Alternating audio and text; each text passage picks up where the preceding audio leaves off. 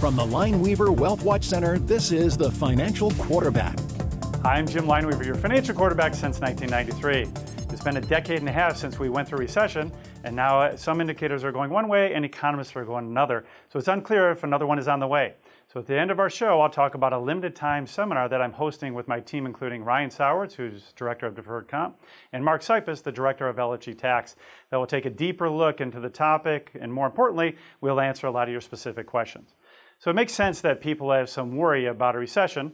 No one wants a repeat of 2008, but there are several recession indicators that we can look at to give us a better understanding of what we might be able to expect as the years go on. So for instance, we could look at the Treasury bond yield curve, GDP, how the labor market's doing, credit lines, and other indicators. So it's a long list, and if you were to Google recession indicators, it can become overwhelming. So to help break it down, let's first look at the recession predicting tools from the Federal Reserve Bank of New York, the Treasury bond yield curve. This curve typically slopes up and to the right, but that's not what it's doing right now. So the New York Fed recession probability indicator clearly shows distress, with the spread between the 10-year and the 3-month bond widening to levels we haven't seen in 4 decades. So it's worth noting that while every U.S. recession since World War II has been preceded by a Treasury bond yield curve inversion, not every inversion has been followed by a recession.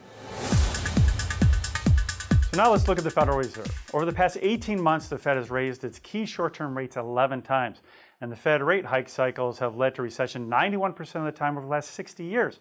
However, another indicator is the labor market, and if you're paying attention to the news there, the labor market has been healthier than it's been in years. So you might be asking yourself, are we in for a recession or aren't we?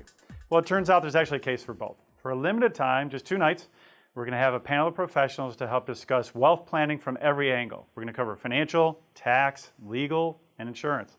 So I'll be joined by Ryan Sowards, my Director of Deferred Comp, and also Mark Sipis, the Director of LFG Tax Services. And what we're going to do is discuss this and other strategies to help you outpace inflation and also preserve and protect your wealth for the challenges ahead. So join us on October 24th and October 26th at 5:30 p.m. at the Brecksville Recreation Center. Seating is limited, so reserve your spot today. We're going to cover such topics as, number 1, how to identify the basic steps to protect your portfolio from a possible recession. 2, we're also going to cover why 10 of the last 11 federal rate hike cycles ended in a recession. And also number 3, how to avoid 3 common mistakes in managing your retirement income. And there's going to be a lot more topics we're going to discuss as well. So call us today or visit lineweaver.net to reserve your seating now. But remember, seating is limited, these fill up fast, so reserve your spots today. So here's Fox News Sunday.